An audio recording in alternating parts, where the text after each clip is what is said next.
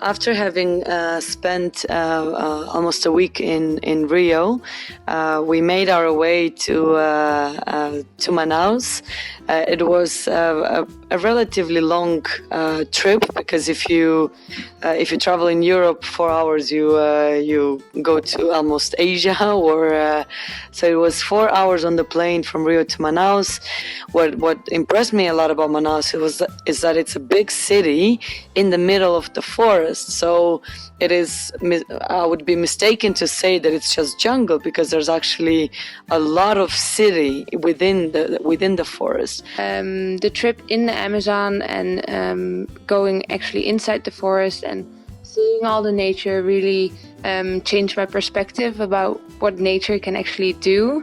It's so huge and so vast that it's almost incomprehensible. That's basically the beauty of it as well, because there's so much to offer and so much to do that there's never enough time to actually experience it all. And I never expected that to happen when I stayed in the Amazon. The journey of going to the Amazon itself, when we took a boat like for 4 hours, it's kind of like more an entrance to a spiritual journey. Like from the boat, you totally lost connection with the technology, being off-grid without Wi-Fi, and then for the whole 2 days, the amazing thing is the nature doesn't let it happen. When I've seen all the commercials of the Amazon, you see big exotic birds and you see huge trees and animals, and it looks so beautiful and so exotic, and then you have this idealized picture in your head, and then when you reach that, you do see the beauty of the trees and the lakes, but you do think, oh, is this it? And then you have to realize that, it's not this fabricated image, but it's the real thing. Even in Manaus, the people from Manaus, they think the people from Amazon, they are this like ideal image of jungle, safari, troop rangers, and that it's not like that. When we went to the community, it is just that. It is a community that tries to build itself and tries to create together this kind of family, and has supplies for themselves, provides for themselves, supplies water, and works with companies as well that supply energy, and that helps them create this community. There was some sort of a weight on us, something that we couldn't really explain, almost like a survival instinct as well. People got a bit maybe uncomfortable, including myself, when I accepted the idea to sleep in a hammock. I have to admit that I had these thoughts: what if a spider crawls on me because I'm outside, fully in the open? But then I realized that actually, if it does happen, it happens. And besides spiders, there's birds, and you can listen to them. And I remember that my alarm clock in the morning was this tree that was the nest of these beautiful black and yellow birds. And I would wake up every morning to the sound of it, and I realized that nature in the Amazon cannot be snoozed. You cannot snooze it like your alarm clock at home, and you cannot turn off the light in the Amazon because the sun rises at a certain time, and when you're sleeping outside, that's it. You gotta wake up and you gotta start your day. Especially when we went on the boat in the middle of the night to go crocodile hunting. Which I expected to be the most fun thing I did the whole evening, but actually the tour into the forest on the boat was so amazing. It was. And to make it better for us, we were told about these folklores about how the forest got the protector, and how every time they went to the forest, they will ask for the permission for this protector. It's called Curupira, and how people perceive Curupira as a great powers from the natures that we should respect. And then when it communicate to the tourist, so we can all feel what he meant by respecting the nature, even though it's the first time we heard about this folklore. But yeah, it's like a really amazing experience how he suddenly from the crocodile hunting, then he just took us to somewhere else that we didn't know, that we didn't expect, and then it's just a surprise. Everyone was like flip out.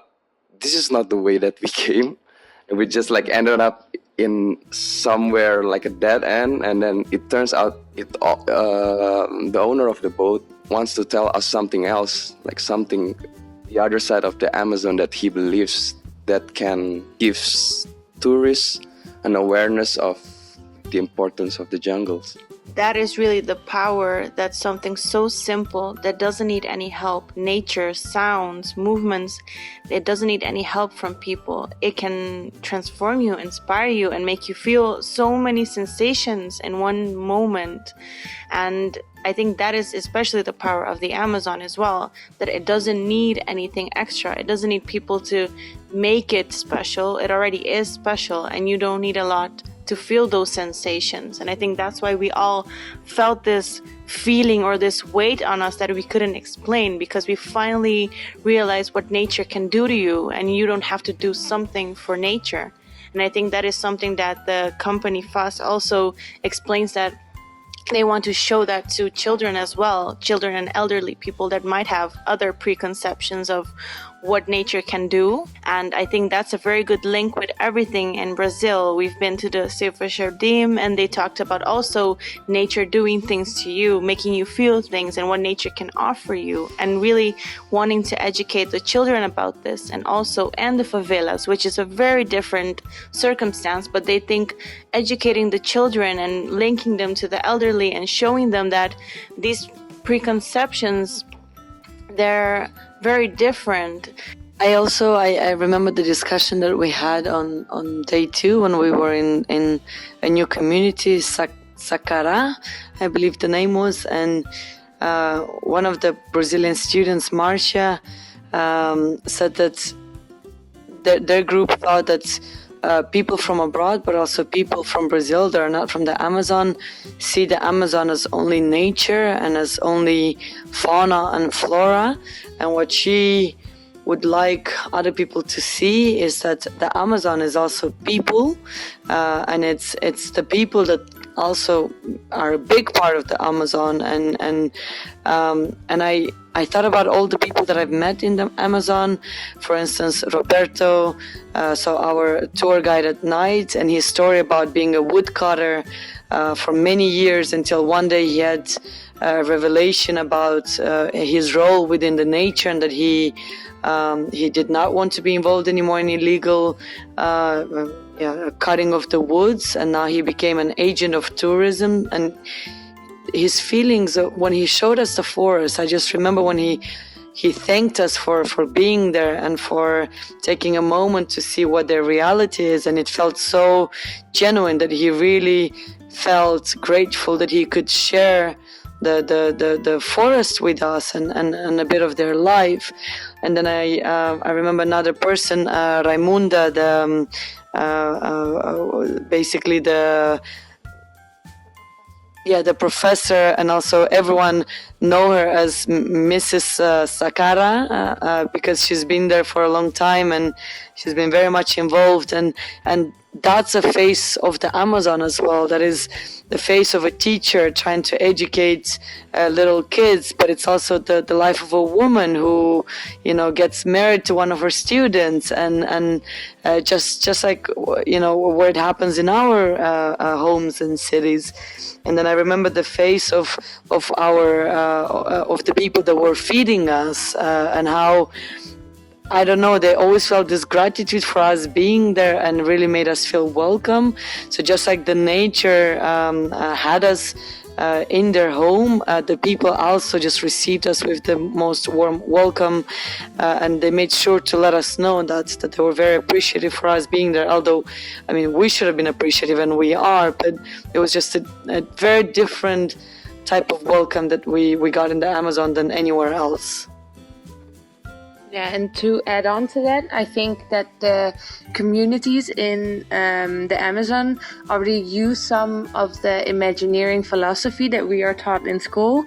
So they're trying to make these connections between the different communities and build up relationships and take each other's knowledge and resources and share them, and then make sure that they're sustainable together than just in their own community. And that was something that really reminded me of Imagineering and what we're trying to do as well. So we're all saying that, okay, we should get more tourists there and it should be really sustainable and this and that, but we should also focus on the communities themselves, that they have a good connection with each other and they can have a sustainable life, not only based on tourism, but also based on each other and the people in the Amazon, rather than the people outside of the Amazon.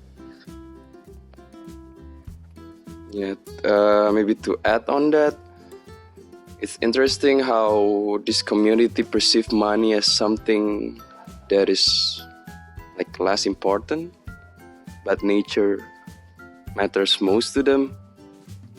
I mean, how city people perceive money is like a way they can get things, and how the community needs more than money, which is like idea, knowledge, or raw materials that they needed more, that is more valuable to them other than money. So how these communities can help themselves, how to process the resources, the raw materials that they have in the jungle, and how they can work together to sustain themselves is like a really important thing to do.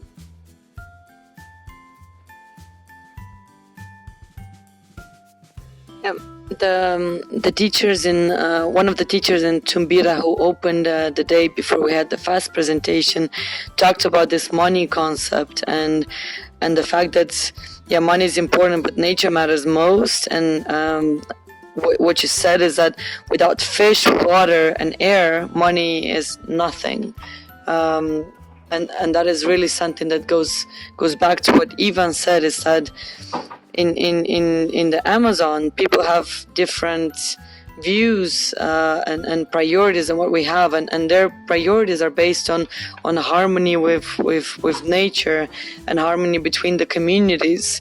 They also show the importance of children as environmental agents, and I think what the education is really based on is on their reality, and the reality that we need to take care of the nature, because nature is all around them, it's their homes, and children as environmental agents are the ones that can lead this further and can educate their parents, because their parents maybe they might have not had this connection with nature because they looked at nature in a different way, and to involve kids from a really young age to then become this agents of change, I think it's something that really struck me as unique and very powerful.